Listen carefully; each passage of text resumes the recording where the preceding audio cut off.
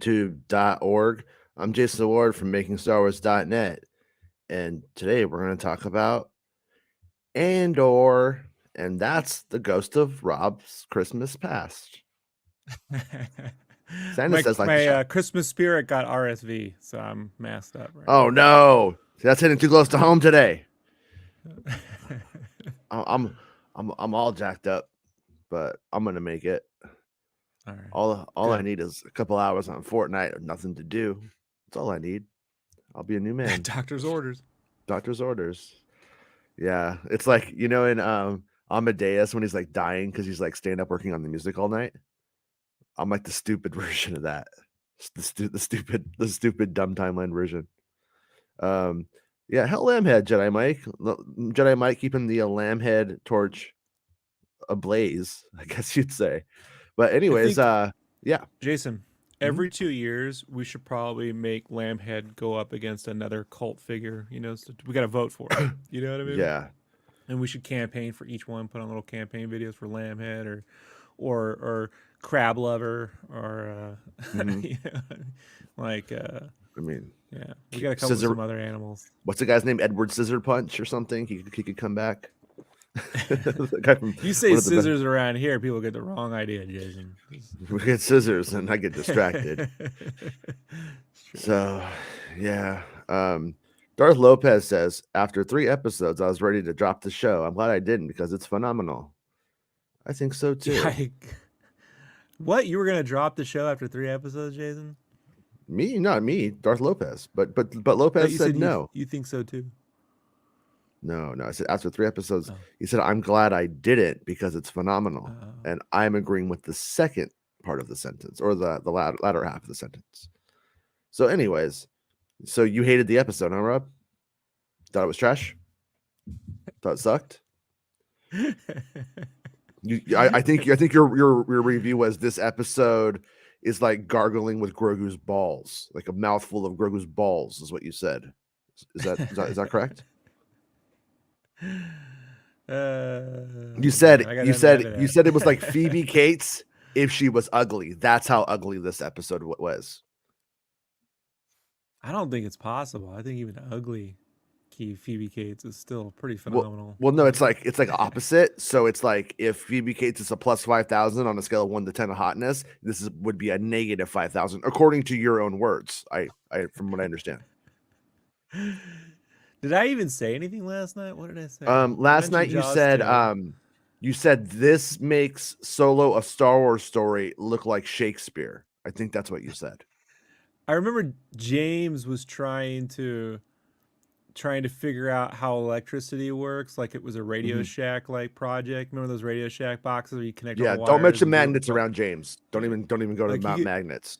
I love how he Mm. gets all super scientific and then like he's designing spaceports in his free time, you know? It's- you know what I mean? Like he keeps it real, you know, Yeah, like whatever.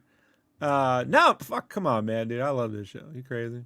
yeah. I can't I don't think I'm the best. Look, I'm pretty bad at 2 p.m. in the afternoon, 2 a.m. in the morning. You know, I get a little hysterical. Yeah. I'm better at 2 a.m. if I don't like something. Hmm. You know, when I do like it, I'm I want to think about it. I want to think about this. You know, Yeah. but I will say like I don't consider myself any kind of like expert or genius or anything like that. But there has been nothing in the backgrounds or all the little stuff in the shows that I didn't get the first time out. You know what I mean? So like Hmm. I'm like when people are like, "Did you see this?" I'm like, "Yeah, man, it's like right there." Like, like it's Well, like, yeah. What I wanted to although I'll bring up. admit I did Mhm. not notice the Sankara stones. That's the one Yeah. I missed. Yeah, Oh, the one that mattered. Um, yeah. no, everyone was messaging me last night, going, "Oh, look, it's Padme's headpiece," and it's been in the It's been episode there. before. It's been there And a on couple top times. of it, I think the thing to note about that is I think it's unlikely it's Padme's specifically. It Right. doesn't matter. If you want it to be, it is, because it doesn't matter. But Padme is dressing up as a refugee and pretending to Yeah. be not the Queen of Naboo. So at the end of the day, It's I kind of don't know like why it would be in the shop. Realistically, it could have been to a historical figure, maybe Padme. it's Um, Nubian refugee head garb. You know what I right? mean? Yeah, yeah. It's like, they might have been eradicated by the Empire, and now there's none left, and he has one, so you can make it work for you. But just a important update from Baymax. He's ordered 3 lambs off of eBay. One head is already cut off. Oh I have an Jesus old Christ! Kenner Star Wars man of Han Solo who's getting decapitated for Lambhead's body. You remember when He-Man had that slime pit? Remember that Yes. the slime pit set? This is like the Mhm. real fucked up version of that, like I the Kenner put Lamb head set. You know? I went to the grocery store one time and figured out that when I kept turning the thing for slime, it kept coming out like it was Mhm. broken, and I just kept getting free slime. Had a bunch of slime, and I filled up the bottom of my Jabba the Hutt's palace That's what with I did. red slime. Put Yeah. Lando in it, closed him up. I was like, "No, Lando, how are you gonna get out?" Mom made some sandwiches, forgot about it. Came back the next day, looked at it, and it was just like crust, like in the slime. And I think I had that red shit inside my Java's days for like 2 years, probably. You got to put it back in the cup, Jason. Did you learn that? You know, I Can't like leave them that out in tuna the oven. sandwiches though, man. They're pretty good. Nothing's changed. um, this is the music tour. Right now, I'm playing around the world all at once. Thanks, Michael. Yeah, I I uploaded would love to see all. you team up with Mark Rebier for a Star Wars show. You know what I mean? Who's that? Mark Rebier, you don't know Uh huh. him? Like a Mm-mm. freestyle, like jazzy. I don't know, man. Like Oh, he okay. just makes sounds in like a mixer and loops them and stuff. But he's pretty Yeah. creative. He does everything like he never does the same thing twice. You know, super fun. So he's gonna be cool, like doing some freestyling over Padme strap on the song, stuff like Oh that. yeah, he'll love that. Yeah, Okay. he sings in his underwear in a robe, bro. Like, Okay. Then there we yeah, go. and he's got one of those old timey Did we just mustaches I too. haven't He's met you, super. but did we just become best You friends? remember when the iPhone came out? When the first iPhone came out, there was a Hmm. guy who waited in line and then sold his spot to some chick for like $1,000 or something. Yeah. Yeah, that's him. Okay. Coincidentally speaking, like he Yeah. just Well, he's good like, for sure. him. Then he went and got another iPhone and kept $1,000. Like, Yeah. yeah, yeah, whatever. So, anyways, the episode was brilliant. We go 24 hours. We start off with like this 24 hours to go. won't be sedated. But that's kind of how it begins. It's like they got this like little countdown going on, and we know it's like it's shit or get off the pot. They have one window, they have one time to do this if they're ever going to like do it. And it's like one of the things throughout the show is Cassian has like two superpowers. The first superpower is he can do the mental math about what the outcome is going to be 2 or 3 moves ahead really quickly. And because he's a survivor, is what he's been doing. So he knows what's at stake and what's going to happen next. He's pretty good at anticipating that. And the second thing is he understands when power is panicking. He identifies that pretty clearly, like pretty consistently over the narrative. Excellent.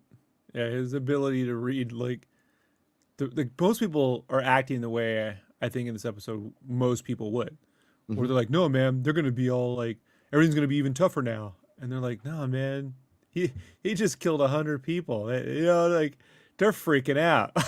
Yeah, that's not the response a person who hasn't had experience. You know what I mean? Like you got to have a lot of experience to read a room that way. You know? Yeah. He, he's ready. And then we have that really excellent quote that rhymes later on in the episode. I'd rather die trying to take them down than die giving them what they want. And that's some good stuff right there. I can't lie. Yeah. I'm not gonna lie and tell people I got chills watching the episode. I don't get chills watching anything. But if I could have, there were moments where if biologically I was allowed to feel this way about anything, that would have happened in this one. I was elated at a 10, my elation reached maximum capacity for destruction, and I was very happy with it. So yeah, we learn in the episode that the what's going on at the Ring of Catherine with that ship was an accident. The rebel did fuck up, and as we'll learn later on, Luthen is willing to sacrifice 50 of those assholes for his plant. But last week we were trying to figure out what is that. I mean, that's a pretty big error to make, pretty dumb thing. But it sounds like that faction of rebels and that cell is full of disposable idiots, right? Is that kind of where you're at with it? Well, Saw says they're idiots. Yeah, Saw. Yeah, they strong idiots or something like that. I don't remember what they said exactly, but basically what they ended up. Yeah, we're jumping ahead, but just since it's relevant to this scene with the ISB, right? Yes, we're giving sort of a play-by-play. Luthen is also lying to what's his name, Lonnie Young. Right? I was thinking of what was Luther's Luthen nephew. What was Luther's nephew in Superman 4, right? Lenny. Yeah. Luthen and Lenny. I was like, oh, look at this. We're invoking Superman 4. But Luthen is making sure no one has a full picture of what's going on but him. Right. Because when he goes, all done, was that you? He's like, nah, man, I bowed out of that one. You're like, yeah. Okay. So, it's hard to tell, man, when that dude's telling the truth and not telling the truth, right? Like, yeah. So easily when he's like, hey, it's cool with it, maybe he's not, but at this point, what can you do, right? Like, Well, that's how you have to be when you're dealing in secrets and there's people are at risk, and you have to mitigate like what matters that somebody knows, what doesn't matter that they know or don't know. I mean, even if you're leaking fucking Star Wars spoilers, what do you say to convince the audience that what you're saying is valid? Like I tend to think like someone like me and Bespin Bulletin, for instance, don't really need to do that anymore. So I don't think we do. But early on, there comes a point where you're like, hey, I have a source at blah, blah, blah, blah. You start saying you don't want to say anything, and then you got to get tricky sometimes with it. Like, and this is like with real stakes. Wearing a wig. Oh, he does. Wearing one of those wigs. He does. I mean, no, honestly, he takes it off when he gets on Fortnite with me, and that's the real man. I'm honored to know the real him. But Would you sacrifice to be playing Fortnite at 2 a.m.? yeah. Everything, like, oh shit. But and I am like kind of just like dealing with him all at once. We can talk about the end speech at the end if we want to. But basically, Young the whole time, when you look at everything that he's been doing and look at all of his performance throughout the whole series so far, he's always looking at everybody, spying on everybody, looking at what people are doing. That's very clear when you rewatch any of the episodes. And also, he's doing what Luthen wants. He's making things worse. Luthen literally tells him, keep encouraging that maniac. And it's actually great cover for him on top of everything, because Luthen is getting the information about what's going on at the ISB. Meanwhile, he's pressing and making the Cold War hot, which is what he wants to happen. He's an agitator.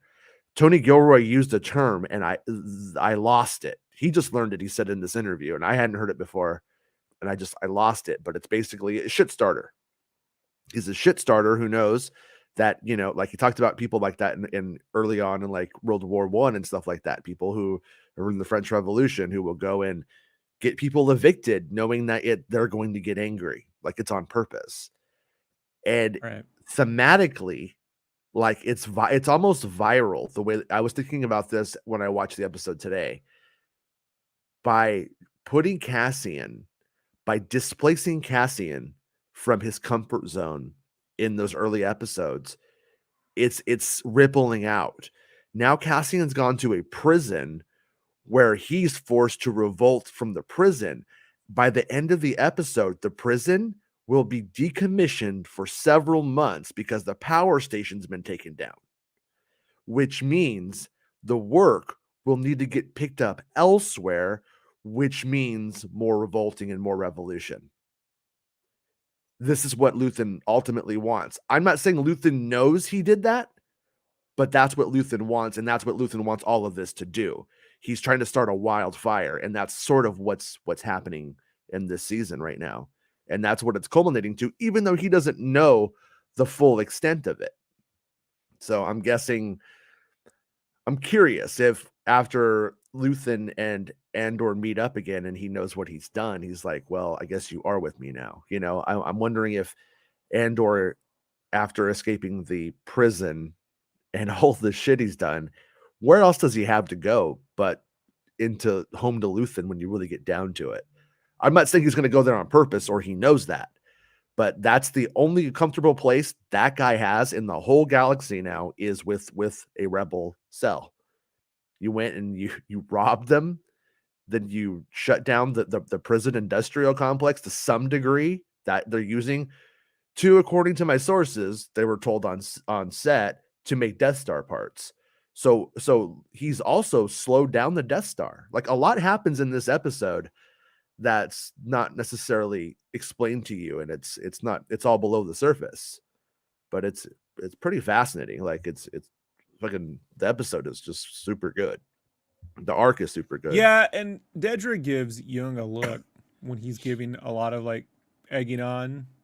Sometimes, what do I say? Sometimes someone can be too cooperative, and you gotta remember, folks. Like, if you ever like read up on the KGB, right, or any, even in like the CIA, like in the 80s and the 70s, like when someone's too helpful in a place where everyone's sort of like, vying for their own paths forward, like their own little power niche or their own little like circle. Anytime someone's like trying to do too good a job, that's also, a flag to like those super paranoid people. Like, Yeah. why is this guy talking now? Why is this guy like, the guy never fucking says shit in any meeting. You know what I mean? Now all of a sudden he's like, oh, and we could do this and we could do that. Yeah. And I always wonder if she's like, excuse me, which one is it? Is it the old man or is it the mousy dude? Which one of these fuckers, something's not on, Well, yeah, that's ultimately the like genius chess move that Luthen makes, is now we have to kill those 50 people, those 50 idiots, because if we don't, they're going to start to suspect something. So this is how it has to go. But yeah, I do think it is pretty obvious that they are going to end up in opposition. Like, I think he's going to end up dead. Personally, I don't think Young will make it too far. I mean, Young, like, he's barely making it now. he's Like, barely look making at it him. now. He's barely holding it together. And yeah, like I was just thinking about his character while I was watching it. I was like, just imagine if this guy makes it to Return of the Jedi. Like, is this guy celebrated though, or like if we just imagine everybody lives, like, does he get a fucking award, or does he get like, no, he was just one level above the Stooges, you know? I kind of do wonder, but He's the guy getting all the Jim's coleslaw for the station at that point. Yeah. But and then we have the, I think, the really good just everyone saying, assume you're dead. And that's, I mean, when you get down to it, Kino knows he's dead the moment he makes the very first move. When he decides to revolt, he knows he's not getting out unless by some chance a magic spaceship lands there, like he's in a movie, and he could fly it out. And I don't think that happens. When you see the final moment when he's like, I can't swim, like, I think back to all the stuff he's doing facially, right? Yeah. Like visible. Like, he knows, like, there's only an ocean out there, and he's like doing the math, you know, like, and he's like, maybe there's a hope there'll be some other option when he gets out that door. Maybe there'll be something, and then there isn't, you know, like, yeah. But he also, would you rather he also seems drown or get electrocuted? Well, yeah. I mean, at the end there, he kind of has his Andy Dufresne in the rain moment, doesn't he? He seems very like all his boys are running past him, and he seems a bit like he knows he did something good in the world, in the galaxy. He knows, like, there's a purpose to his life. He wasn't just trash. He got all of these guys out. So it did seem like there was a little bit of that there, but who here's knows? what I would have done. I would have grabbed some of those boots, you know what I mean, and tried to, like, you got at least a few minutes, you know what I mean? Like, I would have been grabbing boots. You got a few minutes to tie them boots together, and maybe you can get yourself a flotation device. Yeah. You know what I mean? And start kicking. I mean, Brody and them in Jaws 1, you know, they just flew on some plank and a barrel and kicked it to to shore. So it's like, yeah, but I mean, no one's thinking in that moment, you know. No one's thinking that kind of shit. Well, I liked when they very first start like revolting. You don't really notice it necessarily if you're just kind of passively watching it, but they're like literally throwing like wrenches at those guards, like, that are in their hands. Yeah. If you ever picked up a wrench, which I assume most of us have, it's fucking heavy. So, like, those guys are basically getting stoned, not in the good way, in the bad way. I literally said, if you could dodge a wrench, you could dodge a ball. Like, right? My choice for talent card. Good old Rip Torn.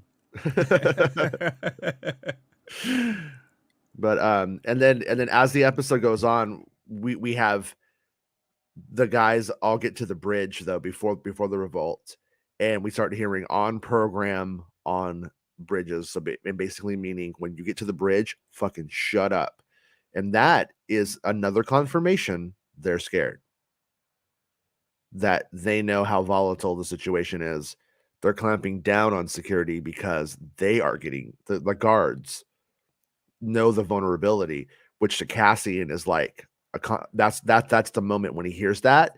You can see it kind of like sort of a rage to it, like, fuckers, and then but like, yes, this is what I want to hear. This is the confirmation I've been waiting for, to know that I'm reading this right. So yeah, then I do think Andor should have just shot those two dudes on their way out. That's my only. He does tell them on program. Yeah, right. And then on his way out, I should have just shot him anyway. Fuck you. Like, seriously. You want to know what I mean? I felt that way last night, but when I watched it last night, I was completely into the, like, let's break stuff rioting aspect of the moment. I was like, yeah, prison riot, take it all down. But I doing your best Beavis voice, break stuff, break stuff, yeah, fire. But as I was like watching it today, I was like, good chance all of these fuckers that are huddled with these hydro spenders behind this door, I think they're going to replace these guys. I think the Empire is probably likely some galactic space cunt's going to come, land, take them, and be like, well, the only reason why he didn't is because the guy literally said they can't start the power up from like weeks. So like leaving him there, like it's not like they can just turn the shit back on. So yeah. But I would have just been, fuck you. Like, do you remember? I get real rebellious, bro. Like the soldier, because I'm like, you guys are gonna fucking fuck you. You would have killed me anyway. Yeah. Did you watch like Conan O'Brien back in the day, or like recently? Back in the day, yeah. The last couple of years. Like, did you ever see that really uptight producer he has, who's like kind of a trip, but he's like a big Star Wars fan and like wants like Funko Pops and stuff? Do you know what I'm talking about? I didn't watch it when he went to TNT. I watched it when it was on like NBC, TBS, stuff like that. Yeah. The guy was kind of on both, I think. But anyways, the main guard, the main operator in the last scene reminds me of the producer from the Conan O'Brien show. I'll have to find a clip of him and send it to you. But it looked like I was for a minute. I was like, "Is that him?" But I don't think it was. But yeah. So then we go over. We have a short moment on Ferrix, where we see the daughters of Ferrix, which appear to be, I think it's the daughters of Ferrix, which is sort of like a humanitarian, not GMO kind of situation, who takes care of probably elderly people and maybe people in distress on Ferrix during normal times, most likely. But we have Marva, or whatever her name is, Marva, whatever the fuck it is. She's dying. She's getting close to like death. She's not taking her medicine, and she's not eat, or she's because she wants to eat, but she's not taking her medicine. And we see Cinta's still there spying. And so that right there was, that moment had nothing to do with the episode, but that moment was to make sure you don't forget that this is going to be a thing next time. Right. Yeah. Well, so yeah. The ironic thing is normally the elderly mom is the one playing Kino all the time, but Andor is. He's playing with Kino the whole time, right? Yeah. Yep. Ironic.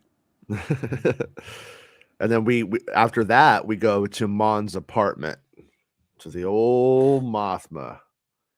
Mon Mothma. And shit, I didn't get that one clip ready. I'm gonna prepare the clip now because I like it so much. I mean, this clip means so much to me. I'm such a fucking idiot. Like, it's just so. I'm glad I'm in love with myself because I make myself laugh. You see what you relate to, Jason. We all do that. Oh yeah. If you notice it, there's a reason. Honestly, I'm not gonna lie. If I was around Mon Mothma looking all fine in her apartment, just me and her, she don't love her husband, I don't love my wife. See, maybe something magical would happen. That's all I'm saying. Maybe she needs me to launder money. Yeah, I mean, to hide from the Nazis. Okay. Good girl like that laundering money. Oh man, that's fucking hot, dude.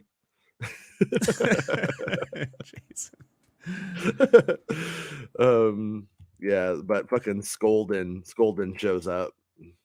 Fucking dude's not exactly what I expected, but also what I expected, just sort of a different take on the. What if he showed up with with a big mohawk and what's up, Mon? Style glasses and shit. Yeah. She's like, oh hey, and he's like, hey, want to ride on the back of my motorcycle? And she's like, I'm not that kind of girl. He's like, he's like, I know what kind of girl you are. And she's like, yeah, you do. It's a swoop. It's just not a motorcycle, it's a swoop. All right. So my favorite thing is we've had a lot of Star Wars first, and the Star Wars dick adjustment that happens in this scene. Yeah, right there. Look at him go. Look at him go. He just goes There you for go. it. Look at that. Yeah. Yep, just going He's for letting it. her know. He's letting He's like, her I know. move He's this like, you across know my what? whole fucking leg. That's how big it is. He's all the fucking Jedi are gone, but lightsabers exist, baby. Check this one out. It's a weapon Still for there. a more civilized age. You know what I'm saying? So, yeah. He looks a little bit like an older Jerome, that guy from Fallen Order. You know that dude. Yeah. Looks a little like him. But stupid hair. Sorry. No, so for the predictions game, we decided that Mon Mothma's sensibilities being hurt didn't count for the named character is wounded, not killed question. But did my bonus question of Mon Mothma's daughter is almost married off to Skolden, did that count as my bonus? Did I get the bonus point? Or because I feel like I cheated when I did that one. I like literally said, and I wrote just a guess at the end because it wasn't a guess. I knew I cheated. Then Lucasfilm announced House of Chandrilla, you know, coming soon to Disney Plus. House of Chandrilla. Yeah, it's just how they marry off 13-year-olds.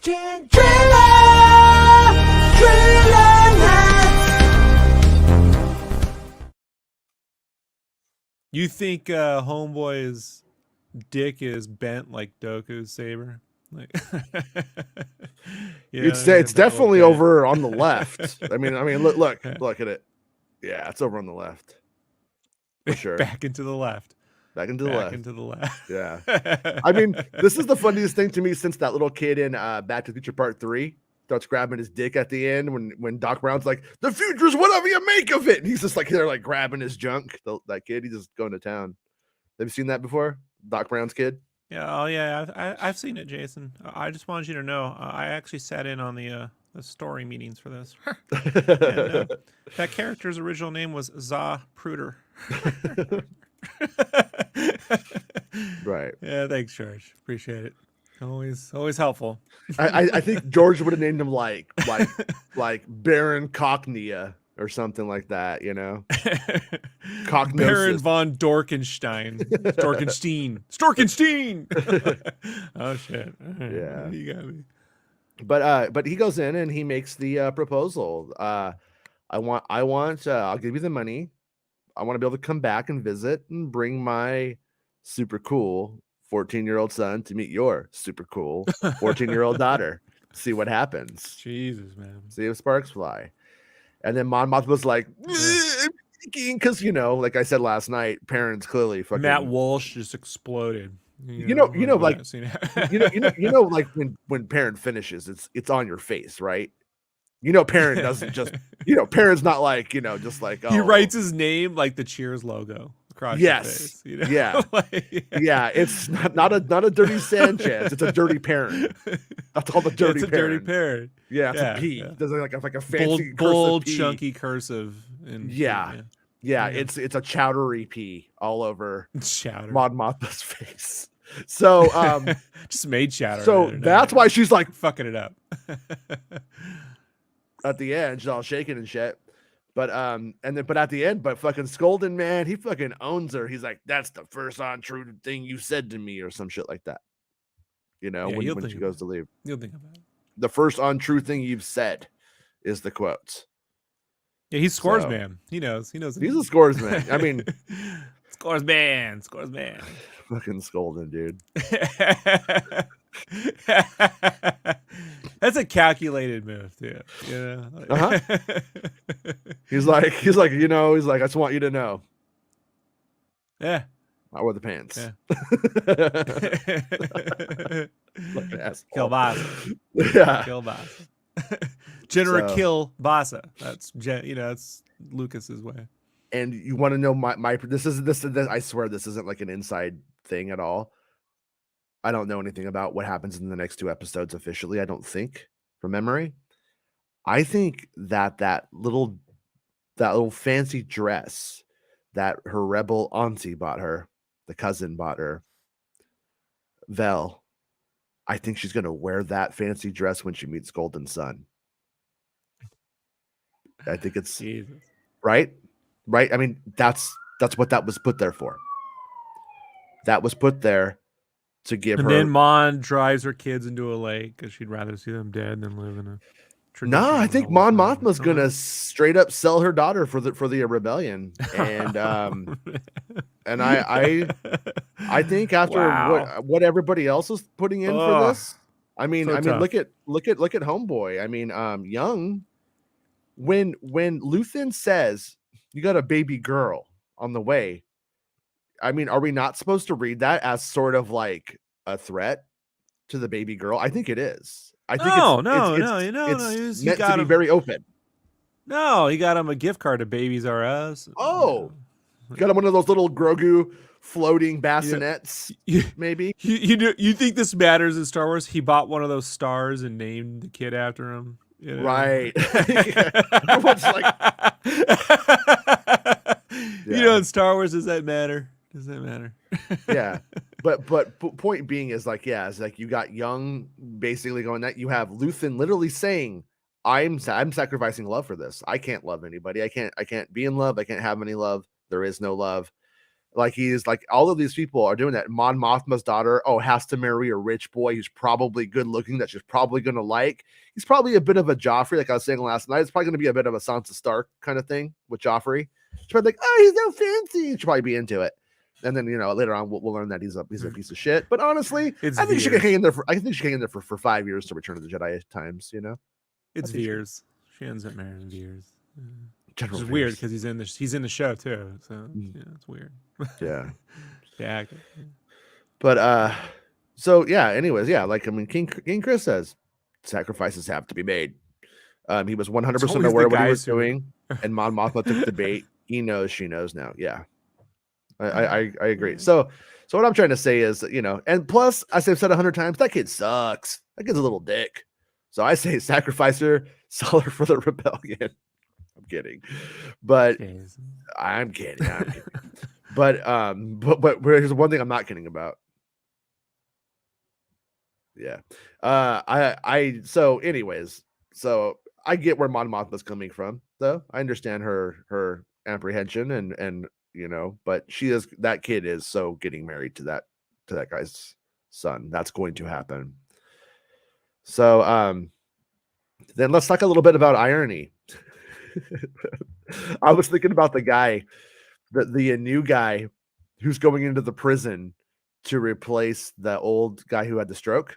The new guy comes in. He's like, my first day. He's like, oh boy, I'm going to make a good impression. And then first thing that happens is the fucking riot to escape. And I'm like, this guy's the luckiest son of a bitch. He just got shocked by the guy. He picks up things, starts shocking him. And I'm like, this guy's just looking lucky. I'm like, this is the guy to be, but then he gets shot. I'm like, oh no, nobody gets a free ride here. Nobody gets a free ride in Tony Gilroy Star Wars.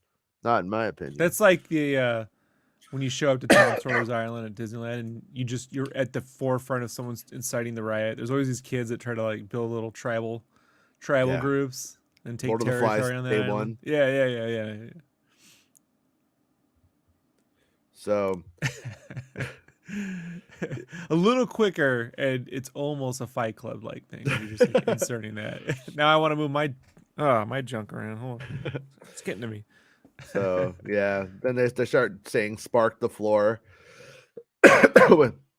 situation on 5-2D, and maybe I am getting too into the poetry of the stuff, but it is very interesting that they're saying "spark the floor" in a franchise that's all about the spark of rebellion and that kind of stuff. I don't think that's on accident personally, but it's debatable. But I'm gonna lean into it and say it is poetry, and I like it. Our poor homie Zalg, he gets shot, but Jembach keeps fucking shit up. You can't stop Jembach. Just want to throw that out there. Respect to Jembach. So then we have the theme of maybe Andor's whole character, which is climb. And they sure say it a lot. And when I wrote the parody song, I was like, oh, this means you die, though. You say it, then you die, and you pass it on, and then Cassian will climb and he'll die. But we saw his buddy Melshi say it too. Melshi says it doesn't die. Not until like a few years later. But pretty good. Pretty good stuff. Shortly after that, Well, years later, though. I mean, yeah, that's why I'm not really. Yeah, I'm years like, later, It's like, like the poltergeist curse. Eventually we're all going to die of the poltergeist curse, right? Because we will all Think eventually about all the die. battles Porkins was in. Shit, I think about it that way. Then... Gilroy, if you want to get serious, we need to talk about fat people in Revolution. And I gotta say, I think Porkins is your way to get at it.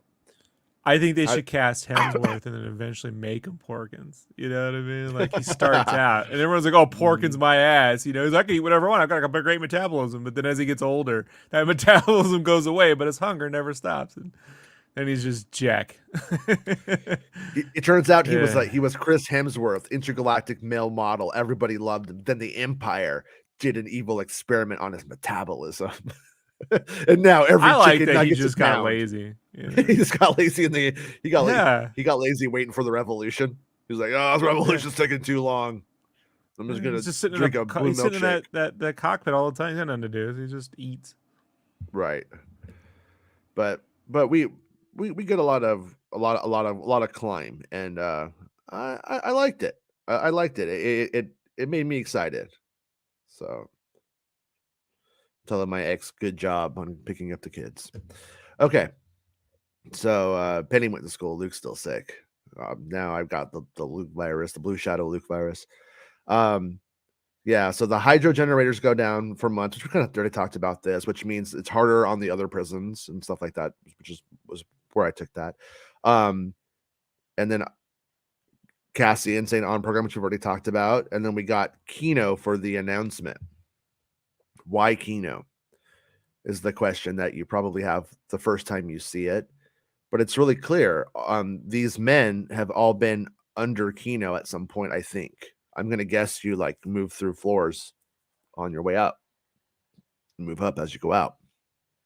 So people have served under Kino. Kino's been your boss. Kino is your like leader. So when Kino says step, you do. And so Cassian knows this. Cassian could have got onto the comm. Cassian could have said, "Hey, it's time. Here's the thing." Wouldn't be as effective as Kino doing it. The guys hearing Kino break and then hearing Kino give the order, I think that's when they know shit's real. This is it. This isn't a drill. Yeah. I also want to mention too, like so let's just think about this let's say this breakout happens and then word gets around to other facilities. What are they going to do? Like kill everyone in every facility? Like that's also going to mean they have to replace those people, which also further amplify, Yeah. Or if they don't, then they're going to have some kind of like, if these people are paranoid or they're trying to always now find a way to get out that they know it is possible, that makes it even worse. Like, like it's just, my guess is they have to kill everyone across any fucking thing. Like, and then they have to then double up. And we need even more, like, the Homeland, the Patriot Act got worse and worse as it goes along kind of thing. Like they trickle down on, instead of a 6-year sentence, now it's a 12-year sentence. For what? I don't know, blinking. Yeah. This by the way, so my drummer is just a normal guy, in my real band. And so he doesn't know everything about Star Wars. So I was like, hey, he's loving the show. And I texted him this and I was like, this is very memey, isn't it? But I was like, this probably should show this on the show. But you got this moment, this picture. It's any guy who thinks of getting out here is dreaming. And then we got like in Rogue One, there he is busting Jin out of prison.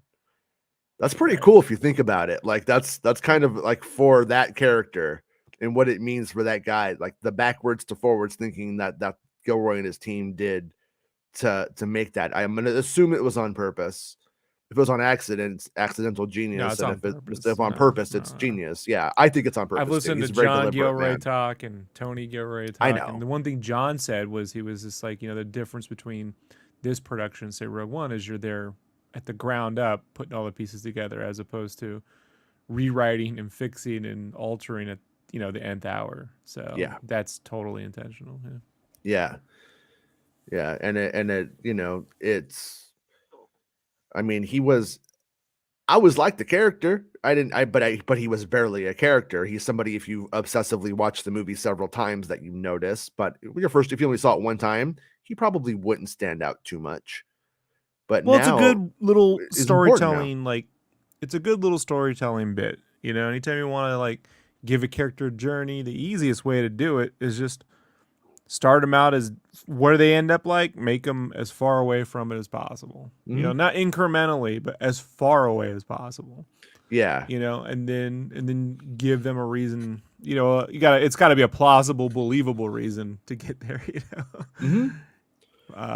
But yeah. now here we are, 2022.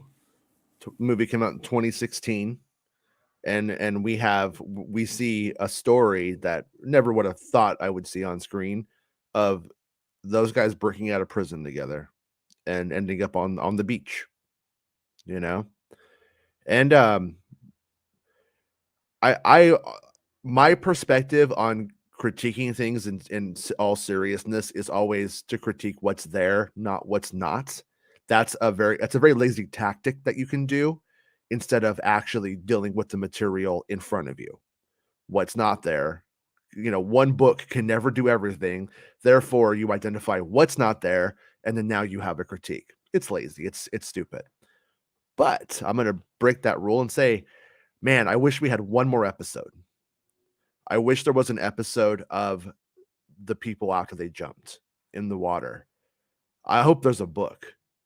It would be a hard book, but I would read that book. Gilroy is like, a wet set? Are you fucking crazy? I know. Like, that's what I said last night too. Nightmarish a wet set is. You have any idea? Like, yeah, he already talks about how like I knew it was gonna be hard, and then he's like, I didn't know it was gonna be this fucking hard. Like you had a wet set onto it. It's like, Jesus. That's one of the things that I get a little bit frustrated when he's interviewed, that other people, there's certain follow-up questions, because like I'm getting the impression, and it could be wrong, but that in a way, coming on the Rogue One with about 10 months left in the production, I think it allowed Tony to skip some of the difficulty, some of the like the earliest foundational parts of but he's that directed production. Other films, man, and big productions. I mean, Clayton and Bourne, and of course.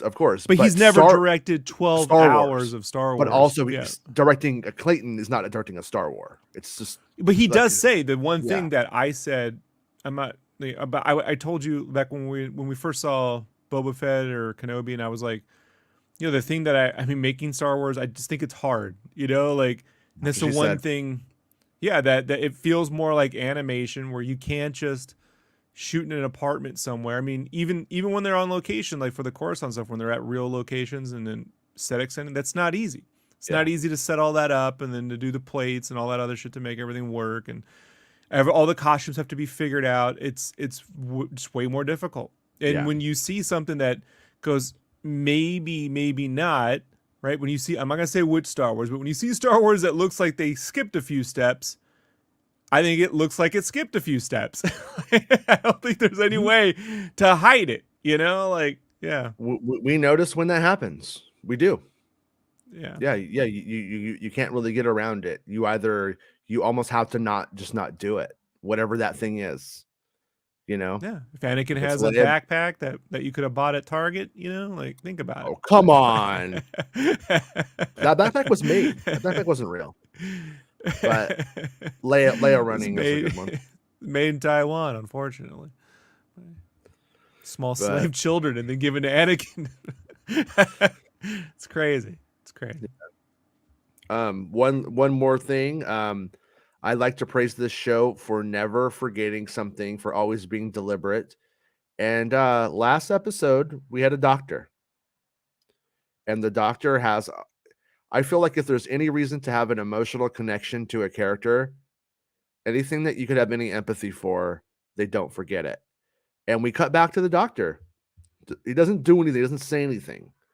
But we cut back to the doctor during the riot, looking at what's going on. And I just really appreciated that. I appreciated that this doctor wasn't introverted. We're not like, well, where did he go? There's no Kevin Smith joking moment to talk about where he's at now. You know what I mean? That you could, like you see him. He's there. Everybody who was there is accounted for. The roll call happens. For it's the why, story. Jason, but that little Yeah. stuff that, you know, when you're like, hey, that actually matters, it helps, you know.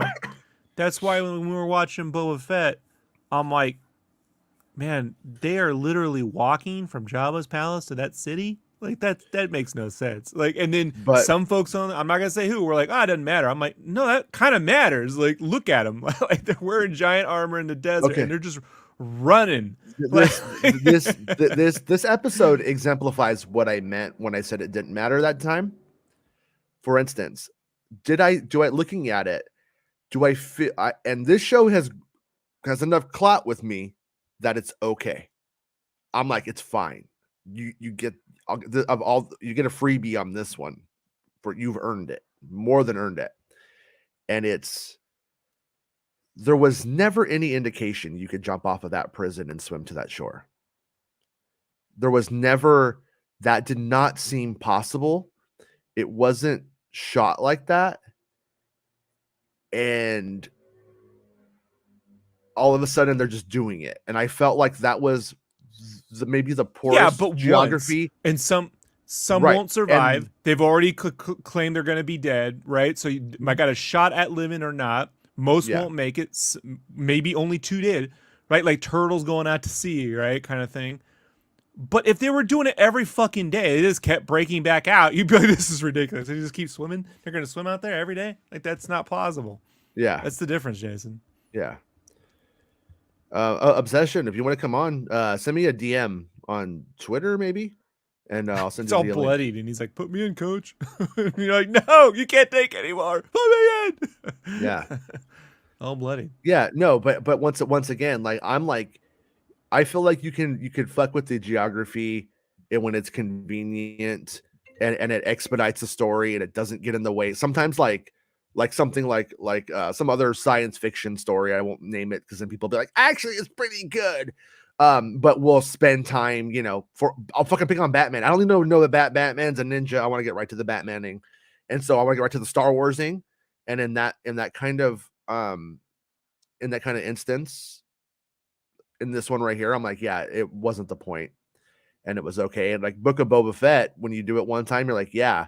But by the time, I do agree with you, after they do it 50 times, I'm like, no, you can't do it. That's why at the back end of this show, when they're doing it again and they're out there running with Chrysanthemum, you're like, they really are just running. This looks ridiculous. Like, that's when you were like, this does, because you realize they're doing this all the fucking, okay, maybe the first time he didn't have it figured out, but at some point, you're like, I run this town. And I also studiously run from my palace to fucking Mos Espa every day in armor, you know. And I'm still, no offense to, you know, Tamura Morrison, but he doesn't have a runner's body. You know what I mean? Like he has like a weightlifter's body. What? I'm just saying. Did you ever see when I heard a story on YouTube, and I think it was like Mark Harmon telling Steven Seagal, you have a weird run. I liked your movie. You have a weird run though. Don't ever let anybody have you run on screen again. Like this is like, and I guess like Mark Harmon goes inside and he's in there inside for like for a while, and Seagal just still out there like staring him down when he comes out. And if you watch Steven Seagal run, if you haven't after the show, go Google or go on YouTube and look up Steven Seagal running. Oh, it's so fucking funny. It's so fucking funny. It's totally worth it. Now he sits in a chair and fights. So you know, now he took that advice too far. Now he slaps and he's yeah. But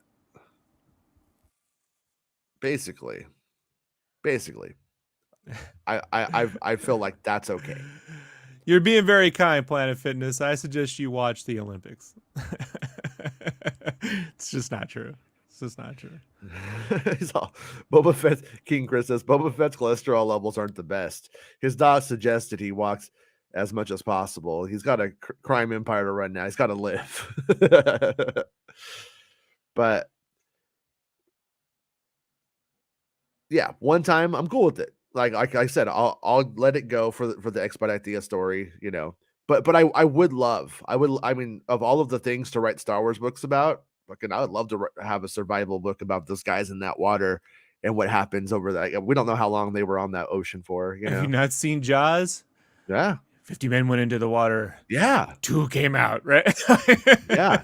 You got guys out there, they find a piece of driftwood, they start fighting over it. One's fucking killing the other one for the driftwood, like all kinds of stories there, like there's but realistically, I would love if it had been a film to have seen Gilroy do it, because Gilroy would have taken that survival thing probably to a fucking dark and interesting place. You pick and choose your battles. Oh, I know. I'm well aware that Disney Plus. I just want to see Disney Plus Cyril eat a whole bowl of cereal. Yeah, Disney Plus was never going to film on water. Like that's goes without saying. Yeah. I mean, they rented out a pool at UCSC, and that didn't USC, and that didn't work out so well. So. It was at Cal State. I think it was Cal State Dominguez Hills. Whatever, you got me, buddy. Yeah, well, Cal State LA. Cal State LA. Yeah. Whatever. So at a college, fine. They should have rented out the Cerritos indoor swimming pool. They would have got a little more bang for their buck. Could have triple ended. Triple ended. Tyrant says, what's Steven Seagal running from? Is there some oligarch fake politician seat he's up for? It's running from the IRS. Should I tell him about my fucking Venom movie idea? So I had this idea that Steven Seagal is the president, right? It's a dystopian future. He's the president. Vice President Giuliani is there with him, and it begins to rain. And they're just for men, like coloring mixed with their bodily oils and substance mixes together in a puddle on the floor, and that's what makes the Venom thing, the symbiote. Yeah, that's my idea. I'm gonna sell it to Marvel. Marvel, if you're listening, I'll give it to you for about $35. $35. You get the idea. 2 things on that. One, it's Sony who'd probably be willing to buy. They're the ones with the movie rights. Oh, Sony. 2, okay. Funny thing about the Venom costume. Oh, sorry, Cal State LA, Sony. Yeah, see how it fucking works, Jason? Right? You know, fucking technical and shit. So the Venom suit, you know how that worked? A fan literally drew that costume for a Spider-Man costume and sent it to the editor-in-chief, Jim Shooter, back in the day. And he just liked it, so he bought it off him. He's like, that's how that costume. So you laugh, but that's kind of how Venom got started when you think about it. Yeah, that's cool. Yeah. I mean, it's not like it's a good idea, but it's also like, what if we make Spider-Man's costume, or what if we make Superman's costume black? We name him Adam. Right, but coming out of the 70s, have you watched Price is Right? You seen the amount of color that's everywhere? That is a bold choice for 1980, no, it's a 81. Genius idea. I mean, I remember, I honestly, I would. I mean, probably people would disagree with me, but I feel like Spider-Man would have completely fallen off in the 90s, early 90s, if it wasn't for Venom. I feel like Venom was like what everyone was about, and Spider-Man was just a way of getting to Venom for a time. At least that's how it was. I felt like in my early teens, maybe. But anyways, they could have creatures picking out. There's like a whole survival episode there. So if in an alternate reality where Disney Plus has unlimited money, I think that episode was probably made, and it was cool. That would just fuck people up when it's like Dracula. Eli Roth directs the episode. It gets real genre. Yeah. That'd be good for a good special presentation movie, right? Tyrant. I was showing my kid Rage Against the Machine, as one does. Sleep Now in the Fire video, and that's some weird shit to see now. Random dude holding a Trump for Prez 2000 sign. Intro with Rudy. Yeah, that comes from that all comes from the what's his face from the 92. No, that Taxes, a great sucking sound. What's that fucking dude? Ross Perot. So Ross Perot is the one who sort of steps aside and puts together Trump and then Jesse Ventura for the 2000 race under the Libertarian Party. And that's when I was like, oh, okay, it's this, great. Want to know my uncool Halloween costume from 1992? I think it was 1992, 91. I was Ross Perot. I really like Saturday Night Live a lot, and I really thought Dana Carvey's Ross Perot was really funny. I don't know. Yeah, it's funny. You just didn't realize what vile, evil shit was sitting beneath the John Bircher, fucking, Yeah. Yeah, it's evil. Anytime, here's why I'm like, I grew up watching Superman, you know, Mhm. the movie.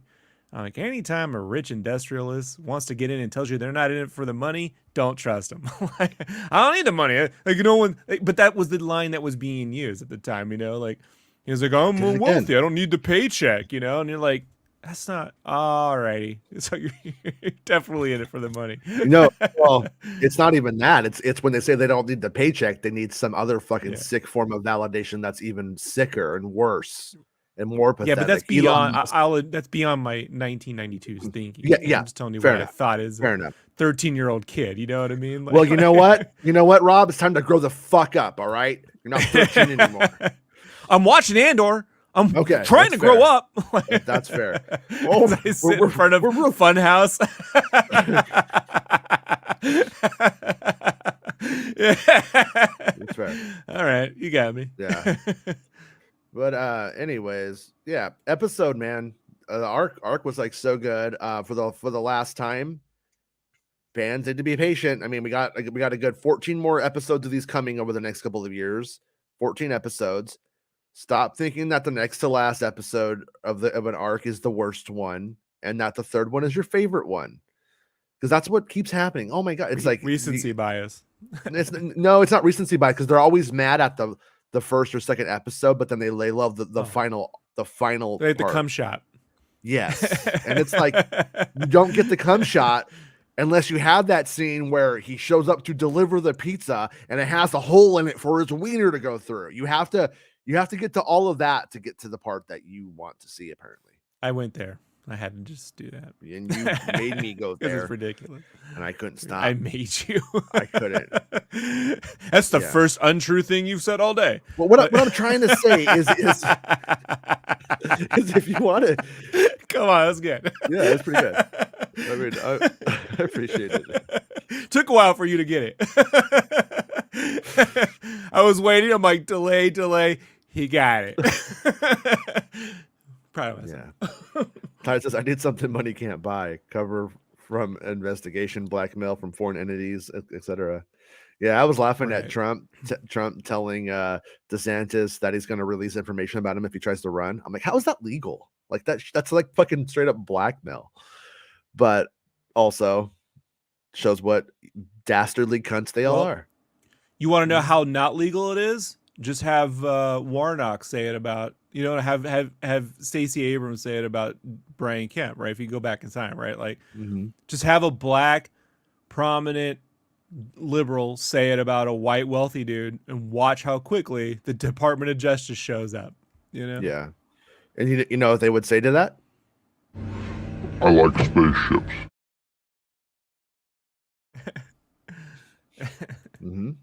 That's what they would say. Well, I think we did it, Rob.